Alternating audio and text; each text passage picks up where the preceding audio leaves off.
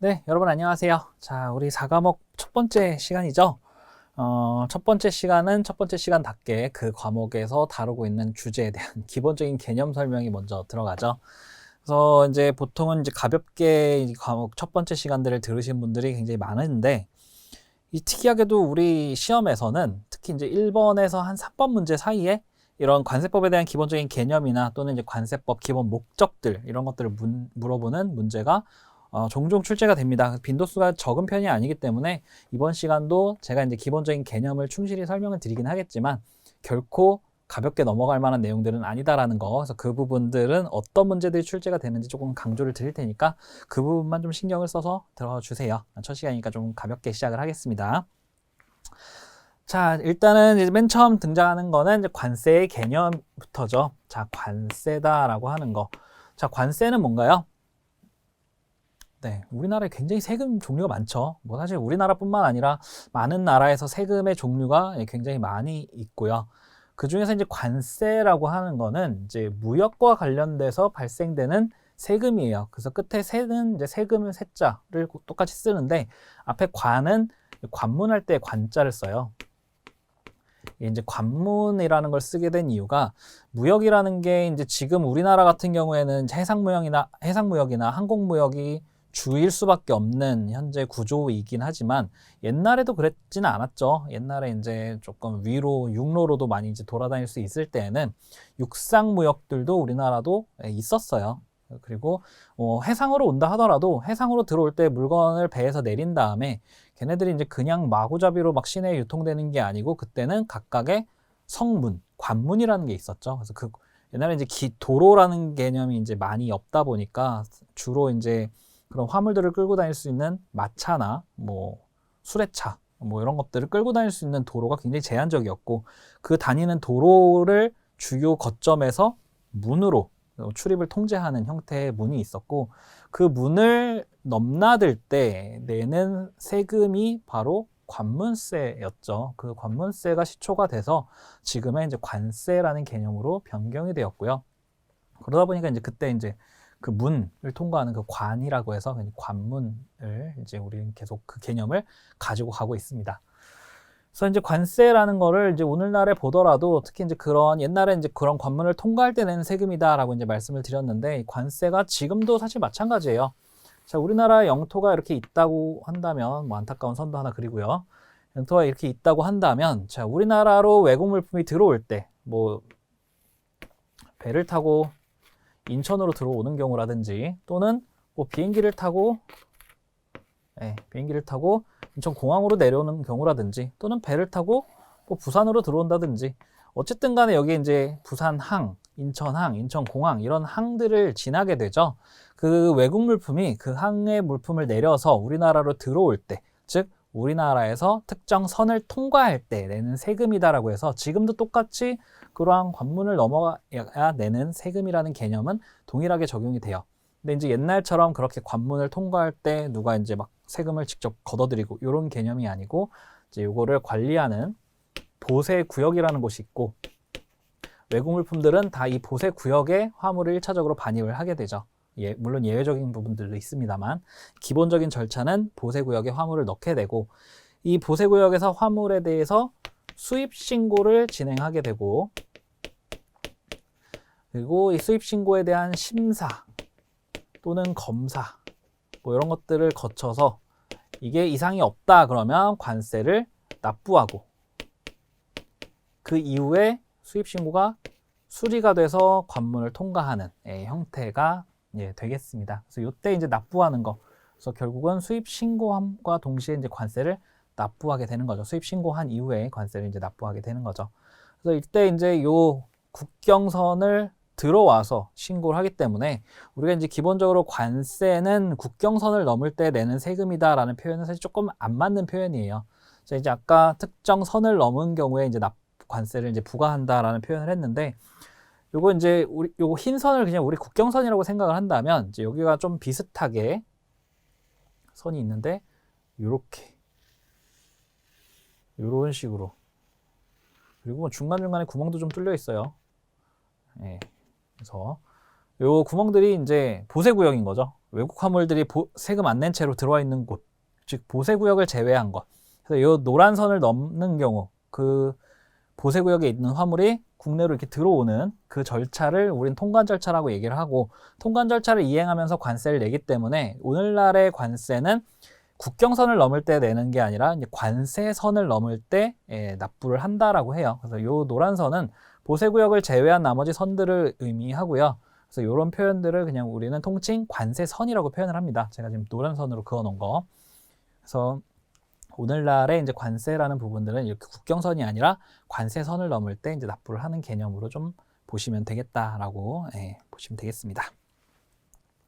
그래서 이게 이제 본문에서도 관세 개념 정의 부분에서 이제 관세는 국세 일종으로 관세서를 통과하는 물품에 대해서 부과하는 조세다.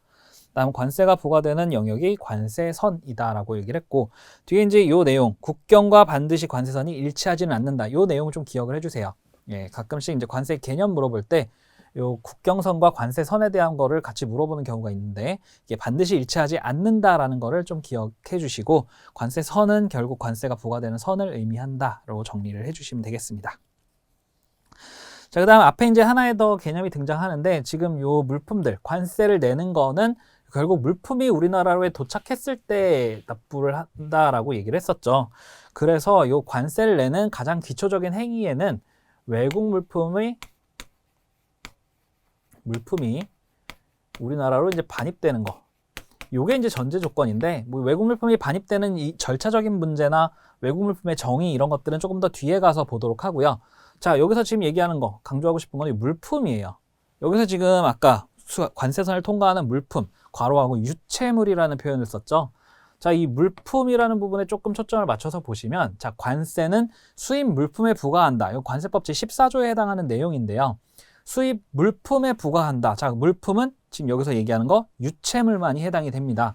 자, 유체물이 뭐예요? 만질 수 있는 거, 볼 수 있는 거. 여기 이제 유체물이죠. 반대로 무체물은 눈에 보이지 않는 것들이 이제 무체물이죠. 그래서 기본적으로 우리는 관세는 유체물에 대해서만 부과를 합니다. 그래서 여기서 이제 예를 들면은 여러분들이 인터넷에서 해외에서 어떠한 이제 소프트웨어를 다운받았다. 외국에서 구매하신 거죠. 구매하면서 소프트웨어를 설치했어. 근데 그 소프트웨어가 유체물인가요? 아니죠. 소프트웨어는 사실 이제 두 가지 개념인데, 그렇게 다운로드 형식으로 받으면 무체물이죠. 근데 만약에 CD에 수록해서 물품을 CD를 수입했다 그러면 유체물을 수입하신 거죠. 그래서 이게 똑같은 물품이지만 CD에 담겨진 유체물 형태로 오느냐, 인터넷에서 그냥 전산으로 다운받느냐, 이 데이터 프로그램 같은 경우에는 지금 아직은 유체물로 취급하지 않고 있기 때문에 그 데이터가 들어있는 저장 매체를 수입하는 경우가 아니라고 한다면 걔네들은 무체물에 해당하죠. 자, 그래서 이제 유체물에만 이제 관세를 부과한다라는 개념은 이제 결국은 관세를 부과할 특정 물품이 확정되어 있어야 된다라는 개념이 되겠고요. 그래서 반대로는 무체물에는 이제 관세가 부과되지 않는다인데, 여기 몇 가지 예외가 있어요. 그래서 요거를 조금 이제 말씀드리면, 우리 전기에너지. 희한하게 전기에너지는 뭐 이 과목 할 때 품목 분류하실 때 신경 쓰신 분들, 또 아직 안 보신 분들도 있을 수 있지만, 전기에너지 품목 분류 코드가 있어요. 그래서 전기에너지는 비록 무체물이지만 과세 대상에 들어가 있기는 합니다. 자, 그리고 요것과 대표적으로 또 무체물인데 과세가 되는 거, 권리사용료. 권리사용료라는 거는 이제 보통 이제 특허나 뭐 디자인권, 뭐 이런 등등의 어떤 권리죠. 여러분들이 뭐 신발을 사셨는데 특정 브랜드가 박혀있는 신발이에요. 그 신발을 사셨다면은 물론 신발 가격도 거기에 들어있지만 그 안에 그 브랜드 특정 상표에 대한 상표권도 같이 구매를 하신 거죠. 그래서 뭐 명품이다 뭐다 하는 것들, 디자인에 대한 비용이라든지 또는 브랜드 피에 대한 부분들을 여러분들은 다 지불하고 그만큼의 가치를 또 얻으시는 거니까. 그래서 이제 그런 권리 사용료 부분들은 기본적인 물품 가격에 더해서 보이지 않는 가격이지만 어쨌든 물품 안에 얹어져서 들어와요. 그래서 이러한 것들이 대부분 무체물이지만 과세 대상으로 들어갈 수 있는 항목들이 되겠습니다. 그래서 여기서는 이제 여러분들이 기본 컨셉을 잡아주실 때는 수입 물품, 즉 유체물에 과세한다. 단 몇 가지 예외는 있다. 그래서 몇 가지 예외, 두 가지만 좀 알아두세요. 그래서 기본적인 컨셉은 유체물에 부과하는 게 관세다라는 것들, 이거 하나만 좀 정리를 하고 넘어가겠습니다. 자, 그 다음 넘어가면 이제 관세의 성격이 나오죠. 이제 관세의 성격은 한마디로 정의하면 굉장히 나빠요. 관세. 여러분들 해외에서 직구하실 때 관세 내야 된다 그러면 굉장히 싫죠. 그건 저도 그래요. 관세 낸다. 뭐 세금 내는 거 어떻게 보면 절차에 의해서 당연하게 내는 거긴 하지만 이게 어떻게 보면은 수입 행위에 대해서 여러분들의 이제 개인적인 재산권을 침해하는 문제로도 귀결이 될 수 있어서 이 관세라는 부분들은 법에 정해진 대로 굉장히 엄격하게만 부과가 됩니다. 그래서 우리나라에서는 이제 조세, 세금을 걷어들이려면 법으로 그 절차와 얼마를 매길지에 대한 기준들을 정해놔야 된다라는 조세법률주의를 채택하고 있죠. 그래서 관세와 관련돼서도 관세법에서 여러분들이 부당한 침해를 받지 않도록 보장을 해주고 있는 거고요. 자, 그래서 그 부분은 조금 이따가 말씀드리도록 하고, 자, 관세의 성격을 좀 먼저 볼게요. 자, 관세의 성격 보면은, 자, 관세라고 하는 건 일단은 첫 번째, 관세는 나라에서 부과를 하는 거죠. 그래서 국가에서 부과를 하면서 이 관세는 걷어들인 세수를 재정 수입으로 돌려서 여러분들의 기본적인 정책 활동에 활용이 되는 게 바로 관세예요. 그래서 국가에서 부과가 되는 세금, 중앙정부에서 부과되는 세금이기 때문에 국가에서 부과하는 국고수입 목적의 세금, 국세다라는 기본적인 컨셉, 성격을 하나 달고 있고요. 그 다음에 보통세다. 이게 이제 우리가 이렇게 국세 걷어들이면 이게 이렇게 되면은 국가가 부과하고 재정 수입으로 들어가요. 재정 수입으로. 이 재정 수입으로 부과가 된 것들은 이제 사용하는 방법이 여러 가지가 있는데 세금을 걷어들여서 특정 목적에만 쓰게끔 하는 것들을 우리는 목적세라고 불러요.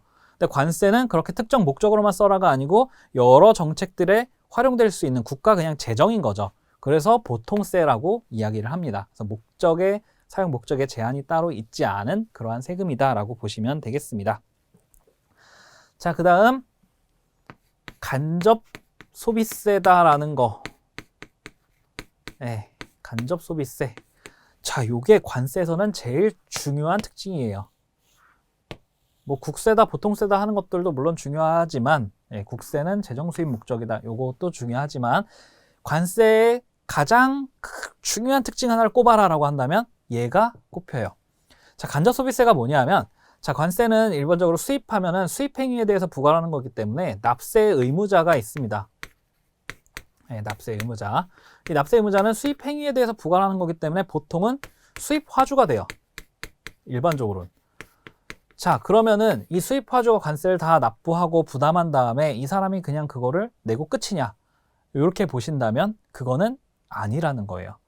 자, 관세라는 건 어떻게 되냐면, 자, 우리가 외국에서 500원짜리 물건을 가지고 왔어요. 화주가 500원짜리 물건을 가지고 왔고, 국내에서 이거에 대한 관세만 생각했을 때, 부가세 이런 거 다 빼고 관세만 생각했을 때 관세가 10%다라고 해서 50원을 납부를 했어요. 자, 그러면은 요거를 판매할 때 이 납세 의무자는 이 물건을 얼마를 기초로 자기 마진을 먹여서 판매를 할까요? 500원을 기초로 나는 여기서 한 10%의 마진을 봐야겠어. 이렇게 판다면 얘는 어떻게 돼요? 550원의 물건을 팔겠죠. 자, 그러면 얘 결과적으로 어떻게 되나요? 자, 550원의 물건 팔고 나 50원 벌었네, 많이 벌었네 라고 생각할까요? 관세 50원 냈잖아요. 그러면 결국은 내가 구매한 원가는 550원이에요. 그럼 기본 여기다가 마진을 50% 붙여봤자, 10% 붙여봤자 남는 게 하나도 없는 거죠. 그래서 기본적으로 수입화주는 물건을 판매를 할 때 관세와 수입 원가를 더해서 여기에다가 마진을 덧붙이는 형태를 취하게 됩니다. 즉 550원 플러스 알파 마진이 판매 가격이 되는 거죠. 그래서 지금 여기서 얘기하는 이 관세, 이거 어디로 갔어요? 결국은 판매 가격 안에 녹아들었죠. 그럼 이렇게 되면은 이 녹아든 관세 어디로 가요? 이 판매 수입화주가 2차 단계로 판매할 때 이 관세 그대로 타고 넘어가죠. 넘어가요. 그럼 최종적으로 이거를 부담하는 사람, 이 관세는 이 가격 안에 타고 계속 넘어갈 거니까 실질적으로 그 관세를 부담한 사람은 누구예요? 최종적으로 소비자가 결국은 관세를 부담한다는 거예요. 즉 외국에서 물건 수입할 때 내가 직접 수입한 게 아니라 하더라도 다른 유통 누군가가 수입을 했을 때에도 그 관세는 타고 넘어와서 소비자한테 넘어온다는 거죠. 그래서 관세는 소비세다라고 부릅니다. 결국은 소비자가 부담하는 거니까 소비 행위에 대해서 부과되는 게 관세다라고 해서 소비세다라는 성격을 갖고요. 두 번째 간접세도 비슷해요. 여기서 납세 의무자가 부담은 했지만 결국은 이게 넘어가서 유통단계 최종 소비자에게 부과가 되죠. 근데 관세는 국가에서 얘한테 부과를 시켜요. 얘가 이거를 전가시키는 거죠. 부담을. 그래서 사실상 관세는 얘가 부담해야 되는데 얘한테 먼저 내라고 한다. 그래서 간접적으로 얘가 먼저 내고 얘한테 그 부담이 넘어가는 형태다라고 해서 이거를 간접세라고도 이야기를 해요. 그래서 간접세와 소비세는 그냥 하나를 묶어서 간접소비세다라고 묶어서 이 얘기를 이해하시면 되겠습니다. 그래서 관세의 굉장히 큰 특징 중에 하나예요. 네, 그래서 요거 하나 이해해 주시면은 일단 하나 얻어 가시는 거고, 다음 마지막으로 이제 대물세다. 대물세라는 거는 아까 우리 앞에서 좀 설명했는데 관세는 유체물에 대해서, 물품에 대해서 부과한다 그랬죠. 그래서 물품에 대해서 부과하는 거다라고 해서 대물세다라는 표현을 쓰고 있습니다. 네, 그래서 관세 기본적인 성격은 이 정도 정리를 해주시면 되겠고요.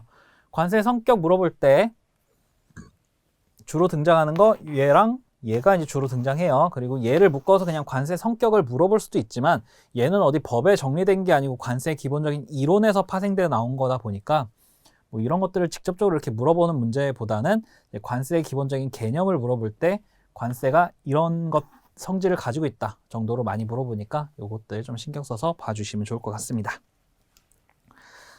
자, 그 다음 넘어가서 이제 관세를 뭐 종류를 이제 몇 가지 나누는 게 있는데요. 자, 행위 대상에 따른 분류와 뭐 과세 방법에 따른 분류 뭐 이렇게 나누는데 이건 사실 크게 중요한 건 아니에요. 여기서 그냥 중요한 거 몇 개만 좀 말씀드리면, 자, 우리나라 이제 관세는 이제 수입세, 관세는 기본적으로 수입세와 수출세, 그다음 통과세, 뭐 이 정도로 이제 구분이 돼요.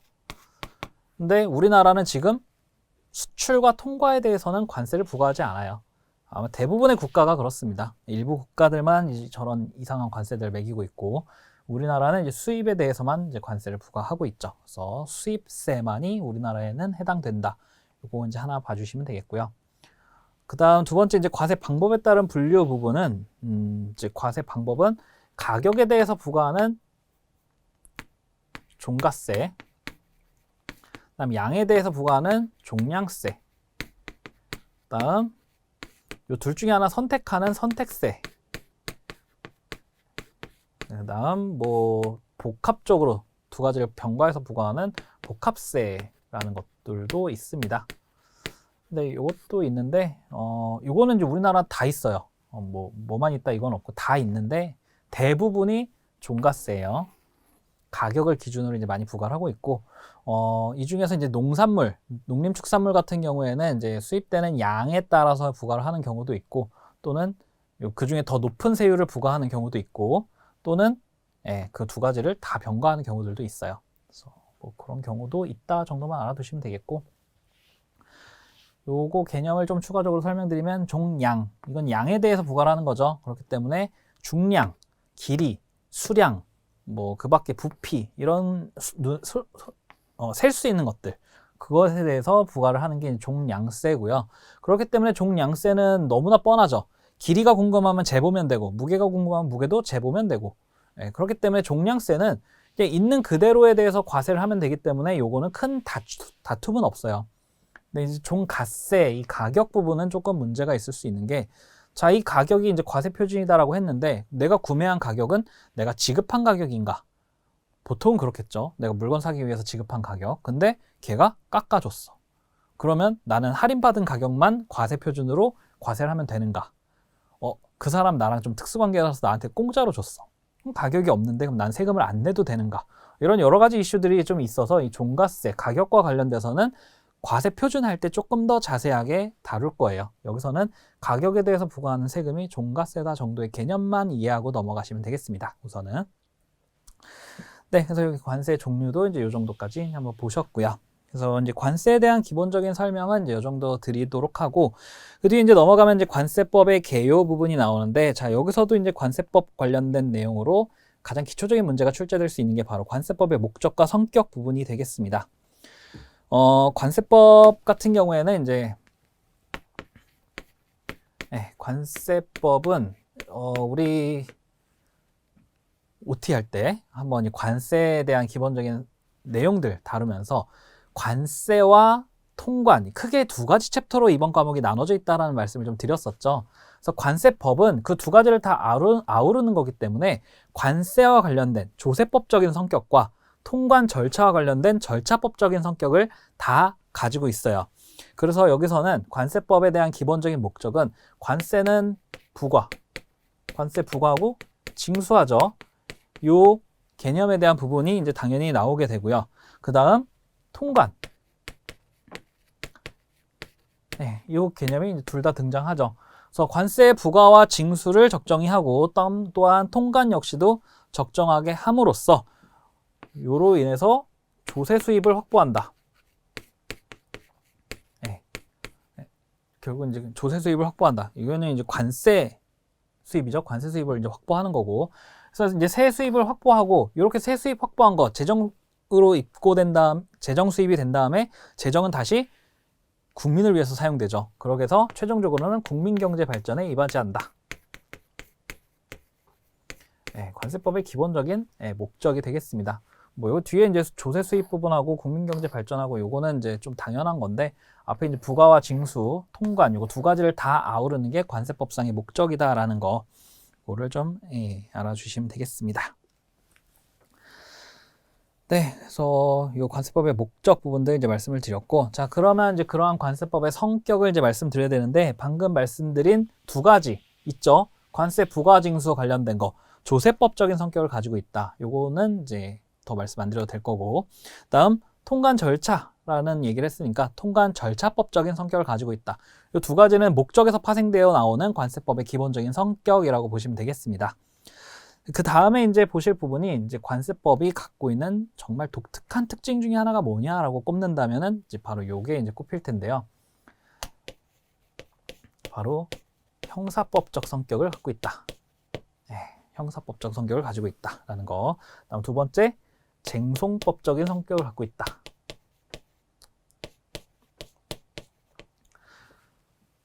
네. 이게 이제 왜 그러냐면 이것도 그냥 묶어서 보셔도 돼요. 왜냐면 이제 우리가 기본적으로 형법을 다룰 때 거기에서는 이제 형사소송법이라고 해서 형사법과 이제 소송과 관련된 절차들을 그 형사소송법 안에서 규정을 하고 있어요. 사실 이 관세법과는 관할 법령이 틀린 거죠. 형사법은 원래 다 그쪽에서 취급을 해야 되는데 희한하게 관세법은 관세와 관련된 관세 범죄에 관련해서는 이 우리 관세법 안에서 처벌 조항 다 갖고 있을 거야. 쟁송? 필요하면 여기 안에서 다 해. 이 내용의 법조문을 관세법 안에 다 담고 있어요. 보통은 다른 법들 같은 경우에는 이런 조항들은 형사소송법에 따른다라고 준용을 하고 있기 때문에 다른 법에 위반했을 때 어떤 형사처벌을 받는다? 형사소송법적으로 합니다. 근데 관세법은 그게 아니에요. 관세법 안에서 걔 어떻게 처벌할 거야? 걔는 통고 처분할 거야? 걔는 벌금 얼마 때릴 거야? 걔는 뭐 고발 조치할 거야. 뭐 여러 가지 이제 형사법적인 성격들을 이 안에서 가지고 있고, 또한 여기서 불복하는 거, 심사 청구하는 거, 심판 청구하는 거, 행정 소송하는 거, 그 내용들도 요 안에 다 담고 있어요. 물론 여기서 이제 형사소송법처럼 굉장히 디테일하게 다루고 있지는 못해요. 뭐 그것도 이제 하나의 큰 법이었는데 여기 안에 다 담고 있을 수는 없고, 주요한 내용들만은 이제 여기 담고 있고, 여기서 이제 모자란 부분들은 이제 그 법을 준용하거나 그 법에 따른다로 가긴 하지만 기본적인 컨셉이 이제 얘네들에 대한 내용들을 이 관세법 안에 담고 있다는 거죠. 그래서 형사법적인 성격과 쟁송법적인 성격을 이제 가지고 있다라는 거, 이게 또 관세법의 중요한 특징 중에 하나입니다. 자, 그 다음에 이제 하나 더 말씀드리자면 이제 국제법적인 성격을 가지고 있다라는 얘기를 할 수 있는데, 요거는 이제 오늘날의 FTA 같이 이제 국제 무역 협정들이 있죠. 그래서 그러한 협정 부분들이 체결이 되면은 그게 이제 협정 체결로 끝나는 게 아니고 그 체결된 협정을 국내 법제화 시켜야 된다라는 이야기를 해요. 그래서 그러한 국제 협정, 협약 부분들이 관세법 안에 녹아 있는 조항들이 굉장히 많이 있습니다. 가장 대표적인 게 덤핑 방지 관세와 상계 관세. 우리나라 이제 불공정 무역에 대한 대응 조치 부분인데 또 너무 무분별하면 안 되기 때문에 WTO에서는 이제 반덤핑 관세와 이제 상계 관세에 대한 부과 절차 부분들을 규정을 해놓고 있고, WTO 가입 국가들은 이제 그 규정을 준용해서 이제 내용 절차를 이행하고 있는데 그런 것들이 이제 관세법 안에 그대로 좀 녹아 있는 거죠. 이런 국제법적인 성격도 가지고 있다라는 거. 그거는 이제 그러한 조항들 설명드릴 때 조금 더 설명드릴 기회가 있다면 더 말씀을 드리도록 하겠습니다. 네, 그래서 관세법의 이제 기본적인 이제 특징들도 좀 같이 알아봤고요. 이제 관세법의 성격 부분에서도 이제 관세법의 기본적인 목적을 물어볼 수 있고, 근데 목적은 아까 말씀드렸다시피 부가와 징수, 통관법적인 내용들을 다 가지고 있다. 그래서 얘네들을 다 적정히하고 조세 수입 확보해서 궁극적으로는 국민 경제 발전에 이바지한다. 이게 이제 목적이라고 말씀드렸죠. 이 내용과 관세법 성격은 이제 목적에서 파생되는 두 가지와 더불어서 형사법적인 성격과 쟁송법적인 성격 가지고 있다라는 거, 그 부분도 좀 추가로 말씀을 드렸습니다. 자, 그다음 넘어가면 이제 관세법 적용의 원칙 부분이 나오는데요. 이제 관세법 적용의 원칙 부분들은 여기부터 이제 관세법 조항에 있는 내용들이에요. 물론 관세법의 목적도 관세법 제1조에 규정이 되어 있는 내용이고, 그다음 이제 용어의 정의나 그다음 관세법 적용의 원칙, 법 조항들이 이제 몇 개가 나오는데, 이거 중요한 것들 위주로 좀 말씀을 드리도록 할게요. 자, 관세법 적용 해석할 때에는 관세법을 해석할 때는 우리 이제 어떻게 해석해야 되느냐? 그냥 한목적성에 맞춰서 한목적성에 맞춰서 해석해야 된다. 관세법 해석이라는 게 명확하게 해석이 되는 부분들도 있지만 조금 애매하게 표현된 조항들도 있을 수 있는데, 자, 그러한 조항들을 해석할 때에는 한 목적성에 맞춰서 해석해야 된다. 이게 뭐예요? 한 목적성. 아까 조세 수입을 적정히 하고 통관을 적정히 한다. 즉 적당히 해라라는 얘기죠. 적정히 해라. 그래서 법에서 얘기하는 그 목적성. 사실 이제 조금 더 그냥 정확하게 말씀을 드리면 조세 수입을 관세 부과를 적정하게 한다. 이 얘기는 초반에 이제 아까 말씀드렸던 것처럼 조세 법률주의에 의해서 납세 의무자가 부당한 재산권 침해를 받지 않도록 제한적으로 적용이 되어야 된다라는 부분들, 그리고 이 과세라는 부분들은 누구에게나 형평성 있게 적용돼야 된다는 부분들, 과세 형평 부분들, 그러한 부분들이 이루어질 수 있도록 해석돼야 된다. 이런 표현이 되겠습니다. 그래서 한목적성에 맞춰서 해석해야 된다라는 거 하나가 있고요. 그다음 이제 소급과세 금지라는 게 있는데, 소급과세 금지라는 부분은 일단은 법이 해석이 일단 되죠. 이 목적에 의해서 해석이 됐어요. 그래서 그 법령 조항은 그대로 이제 그렇게 해석해서 쭉 과세가 흘러왔어요. 시간이 지났는데 어느 순간 올해 법을 좀 들여다봤더니 옛날에 해석했던 거 이게 좀 잘못된 것 같아. 새롭게 좀 우리 해석을 해보자라고 하니까 이때부터 갑자기 관세가 0% 부과되던 게 8%가 부과가 되게끔 해석이 바뀌었어요. 자, 그러면 이때부터 이제 8% 해당되는 세금이 쭉 부과가 되죠. 같은 물품이 같은 법령에 의해서 수입이 됨에도 불구하고 갑자기 법의 해석이 바뀐 거예요. 그럼 이때부터는 사실 법 해석이 바뀌면서 새롭게 이제 뭐 행정 예고나 이런 것들을 하겠죠. 이때부터는 이렇게 적용되니까 준비하세요라는 법적 예고를 하긴 할 텐데, 자, 이때 이제 이걸 하다 보니까 이때 바뀔 때 옛날에도 이렇게 해석했다면은 옛날에도 0%가 아니고 8%인데 이때 수입했던 사람들한테 다 추가 과세 해야겠다라고 한다면 이 사람들이 안정적인 법을 안정적으로 믿고 사업을 할 수 있을까요? 안 되겠죠. 그렇기 때문에 과거에도 이 불법적인 요소를 빼고 합법적으로 한목적성에 맞춰서 해석되어 오던 법령 자체가 납세 의무자도 과세관청도 그게 맞다라고 받아들여진 관행들이 있어서 쭉 왔었다면은 나중에 바뀐 새로운 해석이나 관행에 의해서 과거로 돌아가서 소급해서 과세하지 않는다라는 대원칙을 가지고 있습니다. 왜냐하면 관세법 운영의 안정성을 확보하고 납세 의무자로 하여금 사업의 안정성을 취할 수 있게끔 하도록 하는 대원칙이 되겠어요. 그래서 소급과세 원칙은 바로 이러한 내용이 되겠습니다. 그래서 내용 보시면 관세법 해석이나 관세 행정의 관행이 일반적으로 납세 의무자에게 받아들여진 이후에는 해석이나 관행에 따른 행위 또는 계산은 정당한 것으로 본다. 이게 이제 바로 이런 얘기고요. 그 해석에 따라서 관행에 따라 소급해서 과세하지 않는다라는 내용 보시면 되겠습니다. 네, 그 다음 넘어가면 이제 신의성실의 원칙이 있는데요. 신의성실의 원칙은 말 그대로 성실하게 이행해야 된다라는 얘기인데, 뭐 우리 법 이행할 때 한목적성, 소급과세, 그 다음 신의성실의 원칙, 이제 원칙 중에 하나인데, 신의성실의 원칙은 말 그대로 그냥 나쁜 짓 하지 말고 선량한 이제 국민과 공무원으로서 관세법을 이행해라, 그냥 이런 계도 조항 정도라고 보시면 되겠어요. 근데 여기서 이제 하나 중요한 거는 신의성실의 원칙, 관세를 신고하고 관세에 대해서 수입물품을 신고하고 납부하는 행위를 하는 납세 의무자에게도 신의성실의 원칙이 적용이 되지만, 이거를 심사하고 법을 공무를 이행하는 공무원들, 세관 공무원들도 역시 마찬가지로 신의성실의 원칙을 그대로 적용하게 됩니다. 그래서 납세의무자에게만 적용되는 게 아니고 세관 공무원에게도 똑같이 신인성실의 원칙은 적용이 된다라는 점을 좀 하나 알아두시면 좋을 것 같고요. 다음 마지막은 이제 세관 공무원 재량의 한계 부분인데요.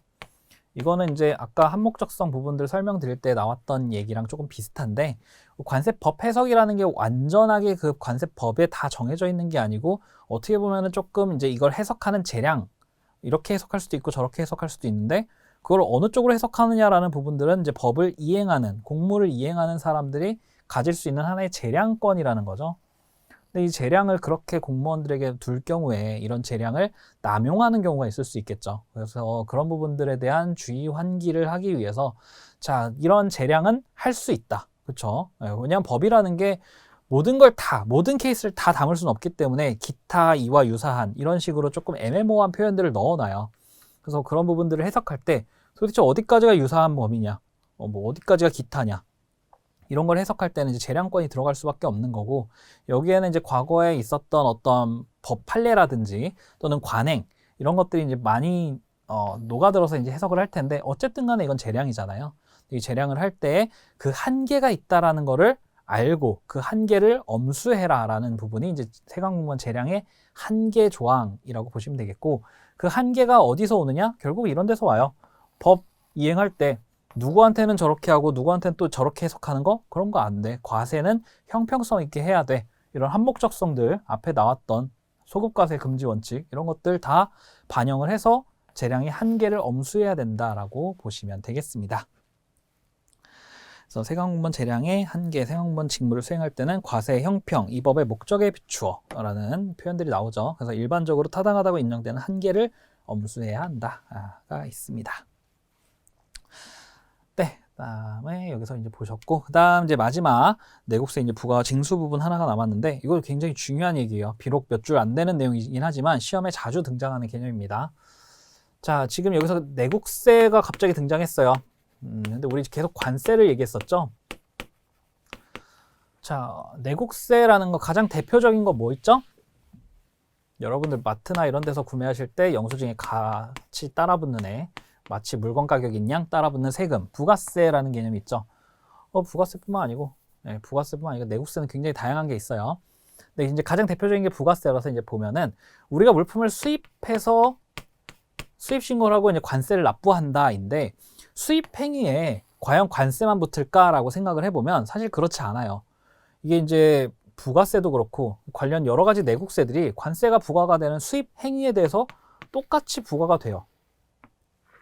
왜냐하면 이제 부가세라는 거는 이제 유통 단계에서 발생하는 부가가치에 대해서 부과가 되는 게 부가세이기 때문에, 우리가 마트에서 구매할 때, 마트에서 구매하면서 그 마트에 진열되거나 또는 거기서 판매되는 단계에서 발생한 부가 부분들을 세금을 내는 거예요. 여기도 수입 행위에 의해서 이제 부과가 되는 부분들에 대해서는 그 가치에 부과되는 부가세를 이제 내줘야 되는데, 자, 수입 행위에 대한 관세는 관세청에서 또는 세관에서 이제 부과 징수를 하고, 부가세는 그러면 국세청에서 또 부과를 하고, 그러면은 수입 물품 하나 가지고 오는데 수입자가 국세청도 갔다가 관세청도 갔다가 이래야 되죠. 이런 부분들이 너무 비합리적이다라고 해서, 자, 수입 행위를 관장하는 거는 결국 관세청, 일선 세관에서 다 관리를 할 거니까, 자, 그러면 얘네들은 다 세관에서 그냥 관세 부과할 때 같이 좀 걷어줘라. 대신 조세 부분들 나중에 우리한테 이것만 해주면 되지 않냐. 그래서 관세를 부과할 때 관세뿐만 아니라 이제 관련된 내국세 부분들도 같이 세관장이 부과 징수를 한다라는 것을 볼 수 있습니다. 그래서 수입 물품에 대해서는 이제 이러한 내국세의 부과 징수와 관련돼서도 역시 관세법을 따라서 부과 징수를 하게 돼요. 그래서 부과 징수 절차가 비록 내국세긴 하지만 수입 물품에 대해서만큼은 부과 징수 절차는 관세법을 따르고, 만약에 없는 경우에만 각각의 법령들을 적용을 하게 됩니다.